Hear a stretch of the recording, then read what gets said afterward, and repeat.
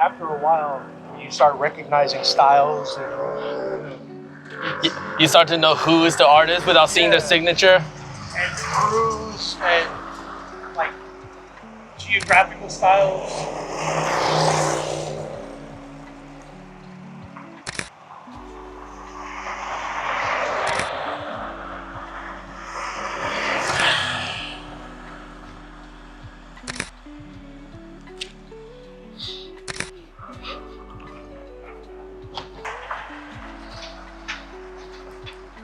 Some of these look fresh. Yeah. They're still new.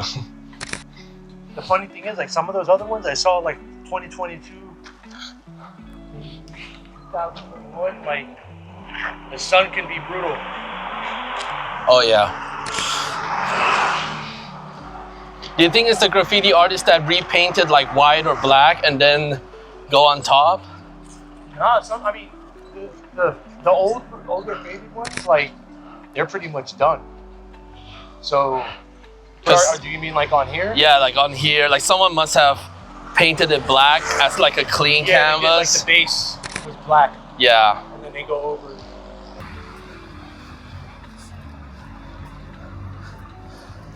I don't even know what I'm seeing here. What is this one?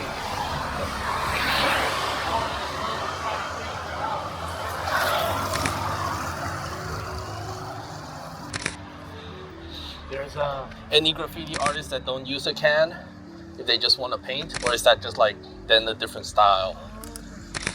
No, there are some. They usually start with can, and then at some point there's just the challenge of some.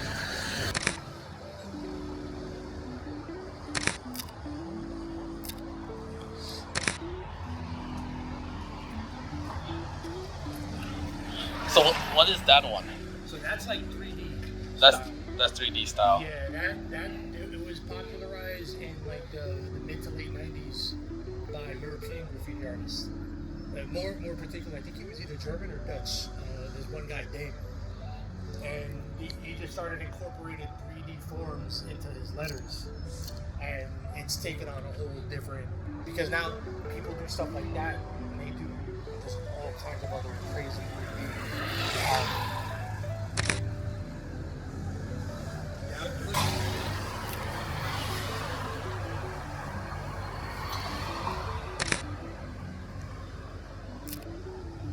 And so my letters are similar style to that. To this, okay. So that's like wild style. It's like if you look at it, it's like it's really hard to tell. Yeah. What's But once you become versed in it, like you see the clear S. I might have to step back from that. There's a K, there's an E, there's an A, and K.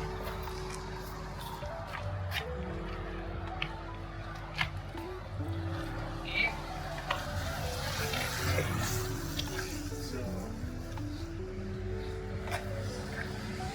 Would these just be like signature? Because I think this is their signature down here. Typically, yeah, so that's slope. Slope maybe or soak? Soak, S-O-K. Okay. Yeah, so S. So S. O. No, wait. Yeah, that's messing me up. I thought that was an A. Or it might be an A. I don't know. That last one, it might not be an A. S-O-K-A. Soak. Right. Hard. I got 3 letters. Yeah, you got 3 letters. But that's also part of the fun. It turns into a puzzle. Yeah.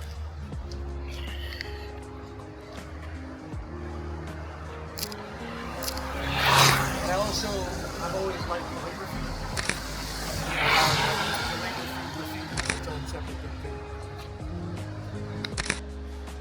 That's also, for me, part of the fun of doing wild style. So, as an artist, when I was younger, I always needed reference material.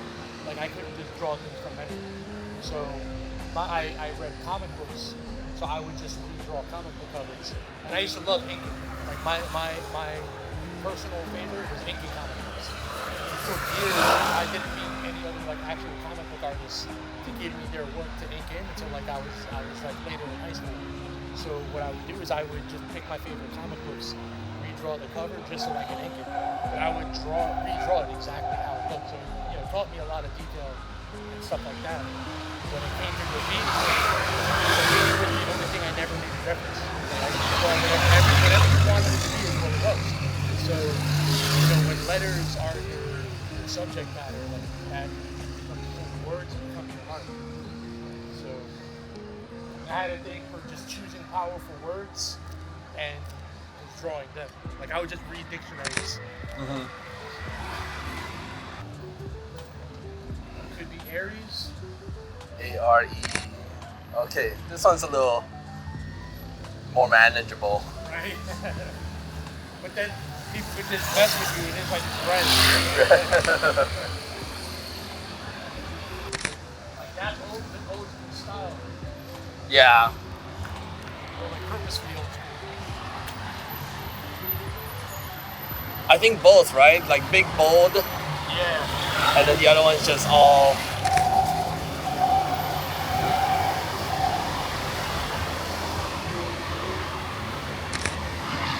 Perfect example.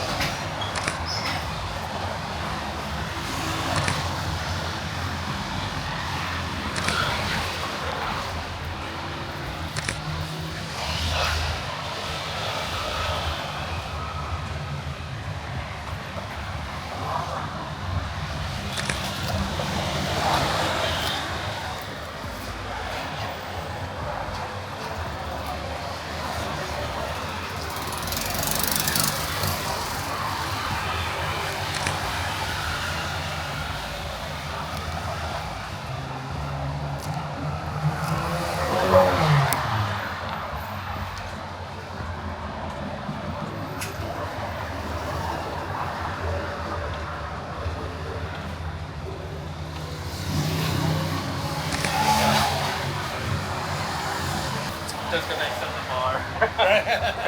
Yeah, sometimes there's a nothing. Do you know any artists with this kind of comic book style? Yeah, Because the one with the two black guys back there, that's a little bit different. right. This is like newspaper Yeah. comic book. Yeah, there's the cool thing is their cultural influence version. So like I have friends that do a very similar cartoony style, but their influences are American. I have some friends in Japan that have like a very similar cartoony style, but they're influenced by like Japanese illustrations. Yeah. I have some friends in Italy. Theirs are more like reminiscent of like a mix between like graffiti and like European comics, things like that. So that's part of the fun, like I wonder like I'll look up who he is and like want to see his other stuff to see exactly where that fits. That's cool.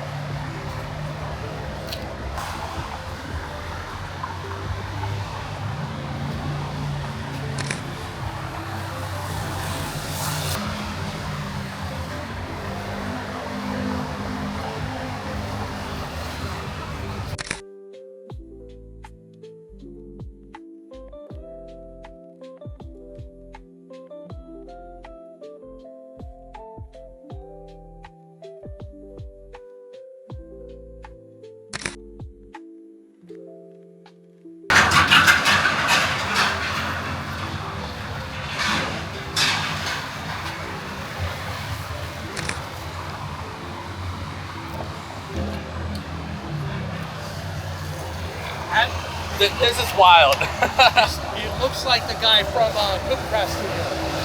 Yeah? And his style is like this, so it might be him. This style is like California, LA wild style.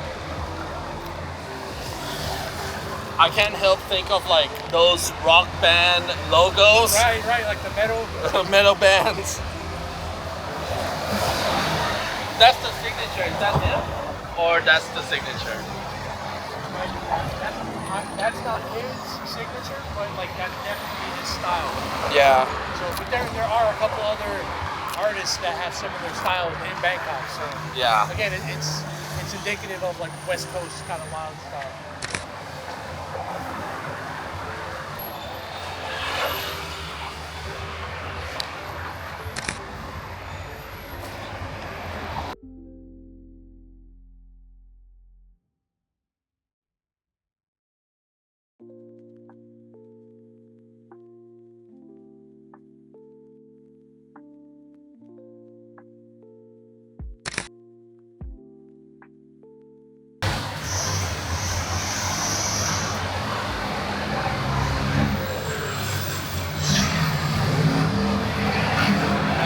Gotta like jump in the street.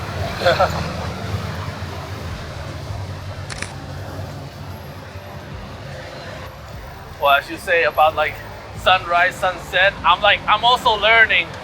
I gotta redo this wall on a sunrise. Right, yeah, when it's Because it'll be on that side shining onto this wall and it's gonna look better. unless you block the shadow. Unless I block the shadow. Not too early. I can't wake up that early anyways. I feel that. I'm a night owl. I kept that graveyard shit scheduled.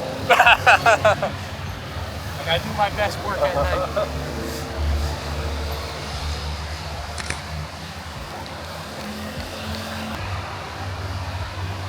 They carved out the shape of the word and then shifted. That's so interesting. Like Photoshop style too, with the selecting classes. Oh yeah.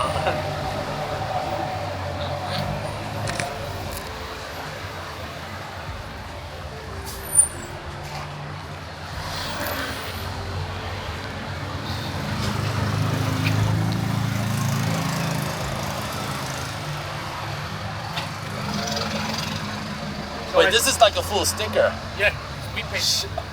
I actually thought about doing some wheat pasting while I was here, because I have art from my. So, what's this process called? Wheat paste. Wheat paste. Because the paste is made from like wheat.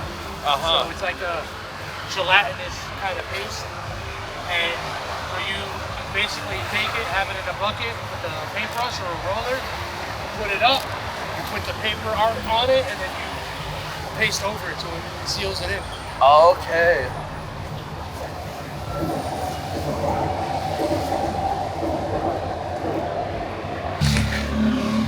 Collab with the Taiwan. Yeah.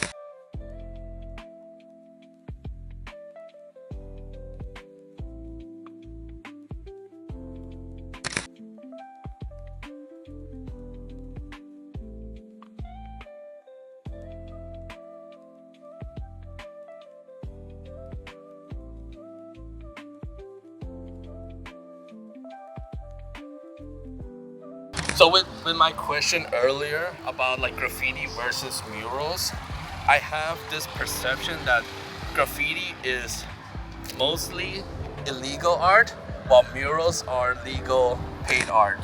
Typically. That's how I think of it. That's a pretty big determining factor, because, but it's cool that it's getting to the point though, where people are legitimizing graffiti in a way to where you can be an illegal graffiti artist, but still get commissioned to do a mural. Yes, exactly. And same style, you don't have to compromise any integrity or anything like that. So, but that's where the nuance comes in. Yes. So just because it's illegal or commission law doesn't necessarily make it one or the other. Yes. So, and then also like my friend Remote, because he has his toes in both pools, when other artists, like other street artists, muralists, come to Miami, they want to collaborate with him because they can focus on their street art, they can incorporate graffiti, and it's with, in collaboration with another artist, so he gets like the respect for collaborating with a local, and also incorporates graffiti into his mural street art kind of stuff. So that's where there's like a healthy relationship, and people see that and they're like, oh, not only is it an amazing mural, it also has really good graffiti.